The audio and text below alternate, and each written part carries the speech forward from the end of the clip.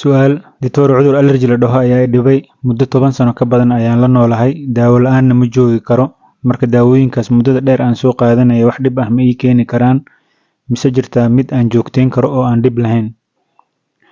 Taasi waa su'aal aad muhiim u ah, joogtana la ii weydiiyo. Magacaygu waa Dr. Mahdi, waxaan ka mid ahay dhakhaatiirta ka howlgasha isbitaalada Eastern.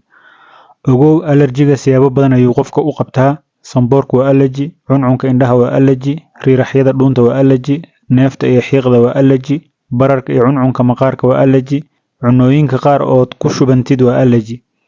Sidoo kale ogow, allergiga soo noqnoqda waa cudur raaga, badanaana dhaxal iyo fir ayuu ku yimaadaa.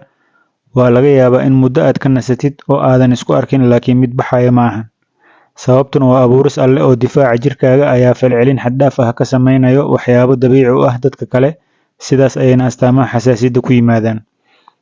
Maadaama allergiga wax baxaya uusan ahayn, hadafka daawaduna ay tahay in lagu joojiyo markaas ama looga hortago xilliyada qaar, sax ma ahan in daawadiisa joogto loo qaato, waliba adigoon waxba dareemeynin. Sababtoo ah arrintan waxay keentaa in daawada aad la qabsatid oo wax kaa tari weyso, ama in difaaca jirkaaga heegan buuxa galo oo sidii hore si ka sarreysa uga falceliyo wixii aad xasaasiyadda ku ahayd mar walbo aad la kulantid.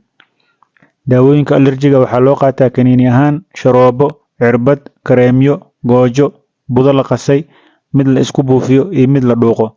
Sidoo kale daawooyinka allergiga waa kala duwan yihiin, isku waxyeelana ma ahan. Kuwa loogu talagalay in toos looga gato farmashiyada iyo kuwa u baahan inuu dhakhtar kuu qoro ayay kala yihiin, laakiin nasiib xumo Soomaalida tani uma kala socna. Daawooyinka ugu horreeya oo xasaasiyadda loo isticmaalo waxaa la isku dhahaa antihistamines.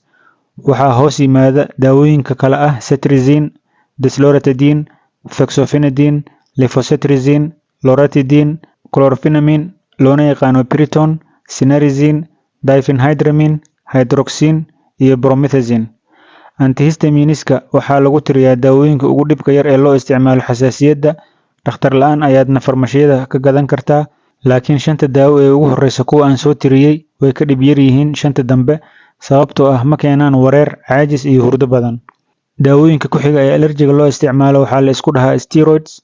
Waxaa ka mid ah prednisone, prednisolone, dexamethasone, methylprednisolone, betamethasone, hydrocortisone iyo deflazacort. Daawooyinkan dhakhtar la'aan lama gato, inkastoo ay yihiin daawooyin si dhaqso ah u dejiyo allergiga, laakiin haddii la joogteeyo dhibaatooyin badan ayay keenaan. Waxay khafiifiyaan lafaha, sokor iyo dhiigkar ayay keenaan, shaqada kelyaha ayay culays saaraan, iyo cillado kaloo badan, laakiin waa markii la joogteeyo uun. Sidoo kale, steroidska qaab loo qaato iyo qaab loo joojiyo ayaa jira, taasi dhakhtarkaaga kala tasho haddii aad daawooyinkan muddo dheer soo qaadanaysay. Sababtoo ah haddii aad si kadis ah u joojisid, dhib ayaa yimaada markaas. Qolada saddexaad ee allergiga loo isticmaalo waxaa la isku dhahaa leukotriene inhibitors. Waxaa ka mid ah daawada Montelukast. Kuwan iyagana waa inuu dhakhtar kuu qoraa, iskama soo gadan kartid. Waxyeelada ay keeni karaan daawooyinkan haddii la joogteeyo waxaa ka mid ah diiqad, walwal, hurdo xumo, qarow iyo xitaa inuu qofka ku fakaro inuu isdilo. Qolada afraad ee allergiga loo isticmaalo waxaa la isku dhahaa mast cell stabilizers. Kareem iyo goojo ahaan ayay badanaa u badan yihiin, isticmaalkoodana bulshadeena kuma badna, laakiin kaniiniyadooda waxaa ka mid ah cromolyn iyo ketotifen. Ogow, daawooyinka allergiga qaarkood waa la isku soo sameeyaa. Waxaad arkaysaa daawo ka kooban kooxda koowaad iyo kooxda labaad, ama kooxda labaad iyo kooxda saddexaad, ama kooxda saddexaad iyo kooxda koowaad. Marka waa muhiim inaad ogaatid daawada aad qaadatid noocyada iyo kooxaha ay ka kala kooban yihiin. Kullama daawadu ay 2 ama 3 daawo ka samaysan tahay, way ka awood badan tahay markay hal daawo tahay. Dabcanna way ka waxyeelo badan tahay markaad joogtaysid hal kaniini oo 2 ama 3 daawo isku jira ah.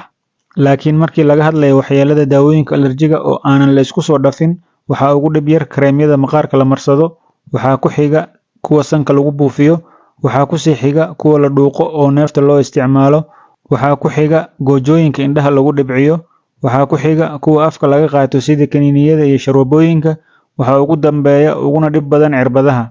Nasiib xumo, waxaan mararka qaar la kulmaa dad si joogto ah u qaato cirbadaha allergiga oo leh kaniini waan ka gudbay oo waxba ima taro, sababtuna waa qofkii oo cirbad qabatimay.